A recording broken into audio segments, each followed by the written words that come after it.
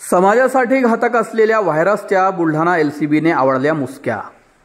बुलढाणा जिल्ह्यातील जलम police station अंतर्गत चोरीच्या गुन्ह्यातील 2 अट्टल गुन्हेगारापैकी समाज विघातक कृत्य करणारा अंकुश उर्फ व्हायरस गणेश देशमुख वय 29 वर्ष राहणार खामगाव याला बुलढाणा एलसीबीच्या पथकाने काल रात्री पाठलाग करून जेरबंद केले आहे, तर त्याचा एक साथीदार फरार झाला। सदर आरोपी व्हायरसवर मोटरसायकल चोरी, मोबाईल चोरी व वयोवृद्ध महिलेला पोलीस असल्याची बतावणी करून तिच्या जवळील दागिने, मोबाईल व नगदी पैशाची चोरी करण्याचा आरोप आहे। आरोपी व्हायरसला ताब्यात घेऊन 5 गुन्ह्याची उकल करण्यात आली आहे।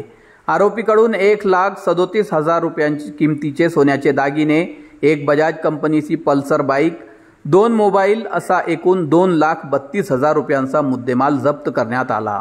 ही कारवाई बुलढाणा जिल्हा पोलीस अधीक्षक निलेश तांबे यांच्या मार्गदर्शनाखाली बुलढाणा एलसीबीचे प्रमुख सुनील आंबुलकर यांच्या नेतृत्वात API Yashoda कंसे, head constable Ejaz Khan, अनंता फरताडे, अजीज परसुवाले, मंगेश संगाडे, निवृत्त पुंड राजू आडवे, कैलास ठोंबरे यांनी केल्याची माहिती एलसीबीने आज 6 जुलै रोजी दुपारी 4 वाजता दिली आहे।